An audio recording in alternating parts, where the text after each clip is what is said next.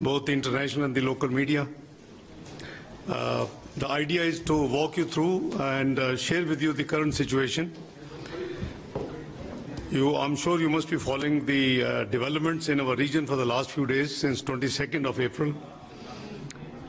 We would be sharing, three of us. I'm joined by DG ISPR, Lieutenant General 𝗕𝗿 𝗪𝗿 and my colleague, Mr. 𝗕𝗿𝗶𝗲 𝗪𝗿, spokesperson and additional secretary for 𝗲𝗏.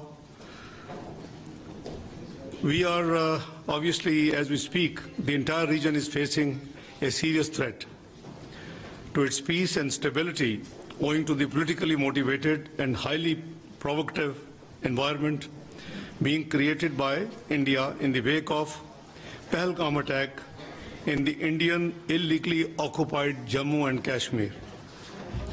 The purpose of this interaction is to brief you about these developments and to share Pakistan's concerns at the highly irresponsible and destabilizing Indian actions and statements. We look forward to answering any questions after the briefing ends. Let me start by reiterating that Pakistan condemns terrorism in all its forms and manifestations.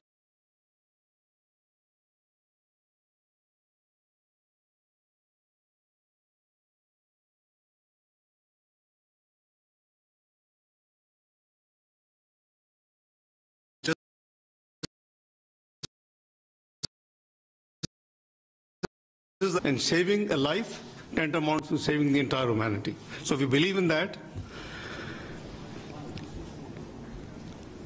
Let me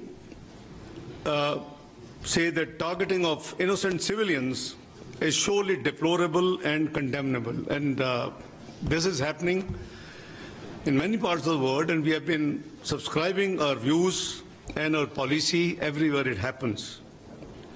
We are concerned over the loss of lives during the �11 attack. We also extended our condolences. Being a victim of terrorism itself, no one can feel the pain of those impacted by this scourge like Pakistan.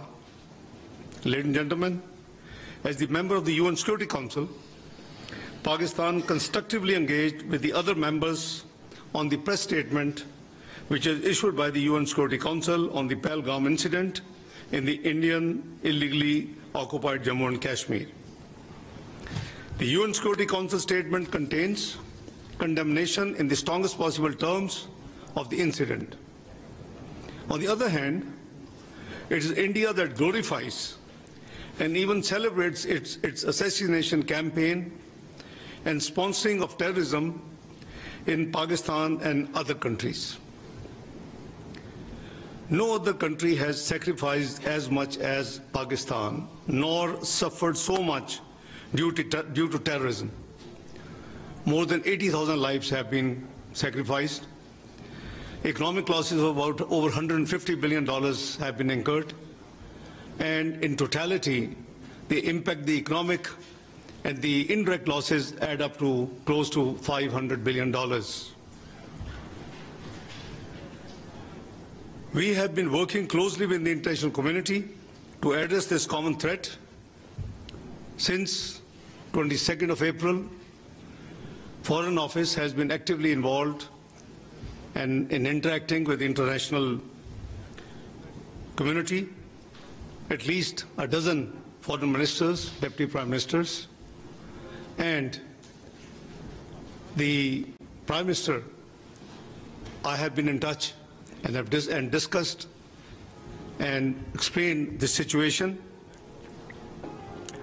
And I'm sure, you being from the media must be already up to date because 𝗲𝗏 as a policy, after each interaction with any dignitary, we make a very brief statement as to that interaction.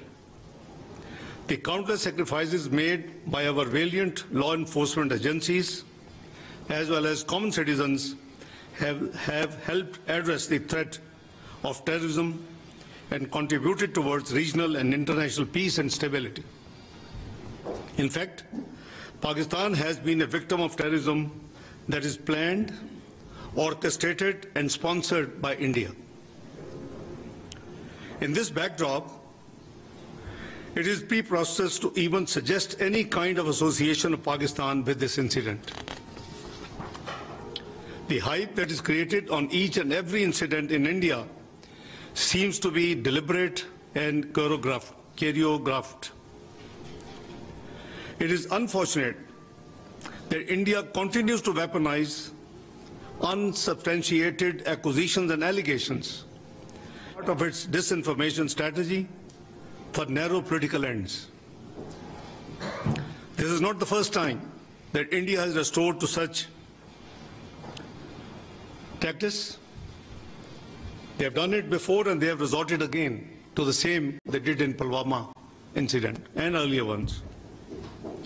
In fact, this has now become a very familiar template aimed at diverting attention from India's inability to suppress the inalienable right of the Kashmiris to self-determination, its security failures in illegally Indian-occupied Jammu and Kashmir, as well as its decades-long state terrorism and oppression.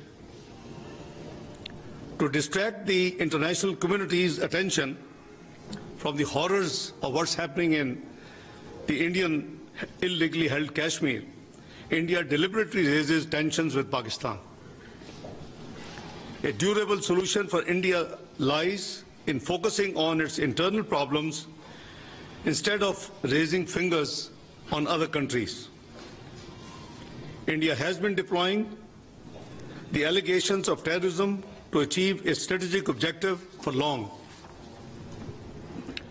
India has a history of using the excuse of terrorism for introducing draconian laws to suppress the innocent Kashmiris in the Indian illegally occupied Jammu and Kashmir and to defy the UN Security Council resolutions, bilateral agreements and international law. A case in point being India's illegal and unilateral actions of 5th of August 2019 reminds us of the blatant violation of the relevant UN Security Council resolutions and the 4th Geneva Convention, as well as India's own commitments.